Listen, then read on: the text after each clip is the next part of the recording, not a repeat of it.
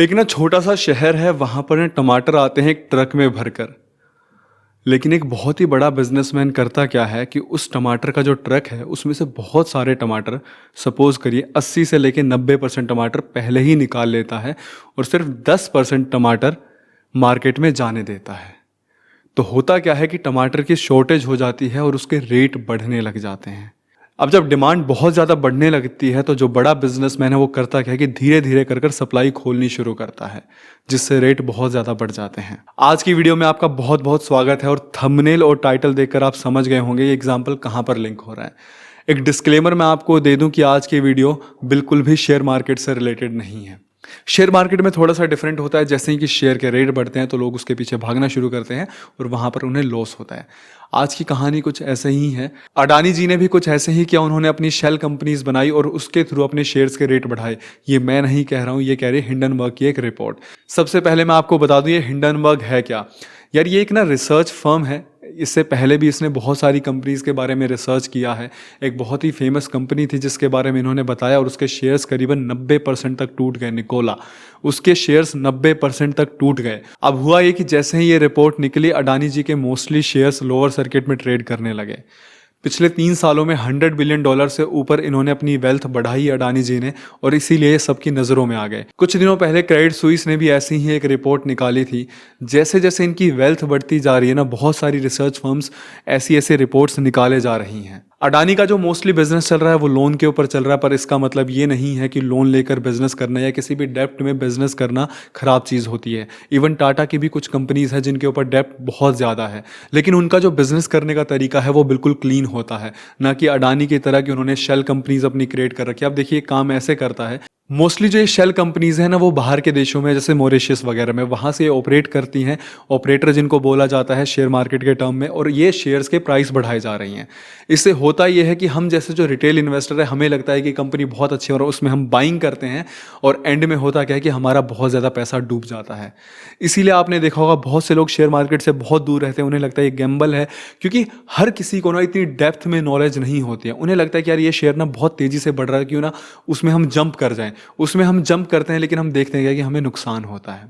अडानी ने ये क्लेम किया कि जो हिंडनबर्ग की रिपोर्ट है, क्योंकि इंडिया बहुत अच्छा परफॉर्म कर रहा है, ये हमारी ग्रोथ में रुकावट के लिए ऐसा किया जा रहा है, ऐसा नहीं है। कोई भी रिसर्च फर्म सपोज करिए कल को टीसीएस के बारे में कुछ क्लेम करती है, लेकिन अगर उनके क्लेम झूठे हैं तो चाहे वो कितना ही बड़ा क्लेम, कितने ही फेक एलिगेशन क्यों ना लगा लें, कभी भी वो कंपनी डाउन नहीं जाएगी। हाँ, हो सकता है कोई रिसर्च फर्म अगर एक बार कोई फेक क्लेम करती है तो उस टाइम पे उस दिन के लिए वो शेयर थोड़ा सा दबाव महसूस कर सकता है, लेकिन ऐसे वो लोअर सर्किट नहीं मारेगा।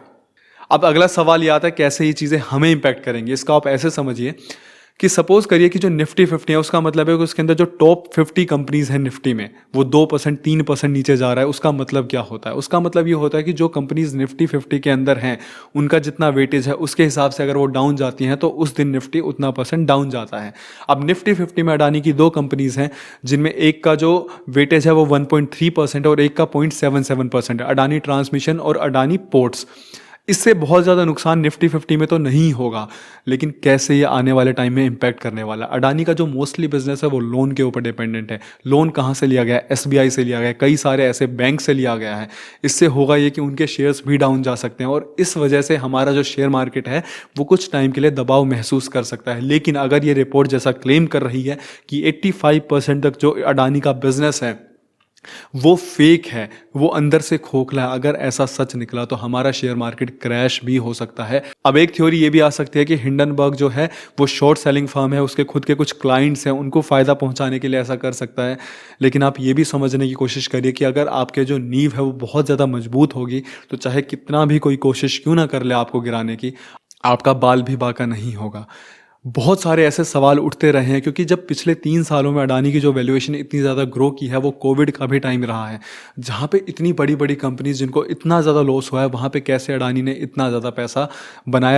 अब एक बात गौर फरमाने की ये भी है कि एलआईसी ने भी अपना बहुत सारा पैसा अडानी स्टॉक्स में लगा रखा है। अडानी एंटरप्राइज में उनका 4.23% स्टेक है, अडानी पोर्ट में 9.14%, अडानी ट्रांसमिशन में 3.65%, अडानी ग्रीन में 1.28% और अडानी टोटल गैस में 5.96%।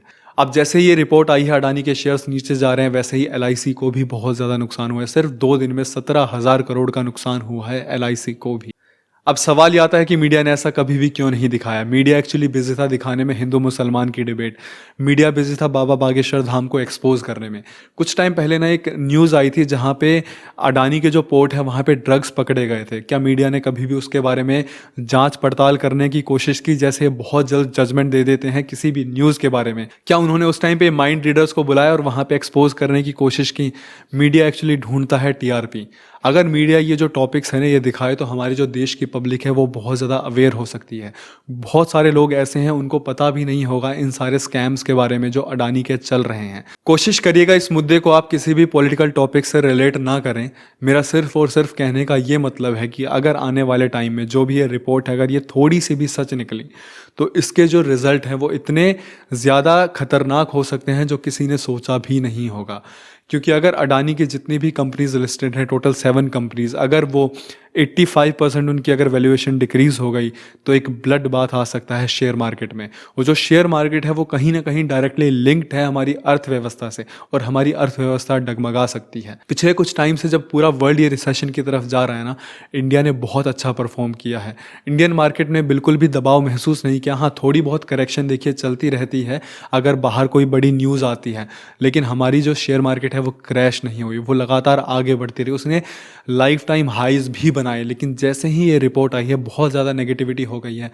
हम जैसे आप जैसे लोग जो रिटेल इन्वेस्टर होते हैं ना उनके मन में डर आ जाता है और इसी वजह से बहुत सारे लोग ये जो शेयर मार्केट की अपॉर्चुनिटी है उससे दूर जाते हैं, क्योंकि उन्हें ये जो इनसाइडर इन्फॉर्मेशन है उससे डर लगता है। हम लोगों ने यार बहुत मेहनत करके खून पसीने से एक एक रुपया करके जोड़ते हैं। हमें डर लगता है कि कहीं यार हमारा नुकसान ना हो जाए। इसीलिए आज भी हमारे देश में बहुत सारे लोग शेयर मार्केट में इन्वेस्ट करने की जगह एलआईसी में अपना पैसा रखना प्रेफर करते हैं, अपना पैसा रखना प्रेफर करते हैं एफडी में, बैंक में, सेविंग्स अकाउंट में, क्योंकि उन्हें डर लगता है। सिर्फ और सिर्फ इसका ये रीज़न है। सेबी जो कि शेयर मार्केट की गवर्निंग बॉडी है, उन्होंने भी कहा है कि इस रिपोर्ट की वो जांच करेंगे और इसके ऊपर ध्यान देंगे। तो जितने भी लोग शेयर मार्केट में इन्वेस्ट करते हैं उनसे रिक्वेस्ट है कि अडानी के जितने भी स्टॉक्स हैं उनसे थोड़ा सा दूर रहें और इसके साथ साथ जितनी भी कंपनीज इन्वॉल्व हैं, चाहे वो उसमें पीएसयू बैंक्स वगैरह हैं, उनसे भी आप लोग दूर रहिए। हाँ, अगर आपका कहीं इसमें पैसा इन्वेस्टेड है और अगर आपको लग रहा है कि आपको प्रॉफिट है तो कोशिश करिए कि जल्द से जल्द आप लोग निकलिए। हमें इन सारी चीज़ों के बारे में पता चलता है सोशल मीडिया और यूट्यूब के थ्रू, बट आइडियली हमें पता चलना चाहिए हमारी मीडिया के थ्रू, लेकिन मीडिया बिजी है एक्सपोज करने में। फिलहाल के लिए इस मीडिया वाले डिबेट को हम किसी और यूट्यूब वीडियो के लिए रहने देते हैं। उम्मीद करता हूँ कि आपको वीडियो पसंद आई होगी। ये सारी की सारी इन्फॉर्मेशन आप गूगल पर जाकर सर्च भी कर सकते हैं और अगर आप शेयर मार्केट में इन्वेस्ट करते हैं तो प्लीज़ थोड़ा सा ध्यान से करिए, आपका एक एक रुपया कीमती है। उम्मीद करता हूँ आपको वीडियो इन्फॉर्मेटिव लगी होगी। वीडियो को लाइक करना मत भूलिएगा, एक प्यारा सा कमेंट, चैनल को सब्सक्राइब एंड चाहे लाइफ में कितनी भी परेशानियाँ क्यों ना आ जाए कभी भी मुस्कुराना मत भूलिएगा। शुक्रिया।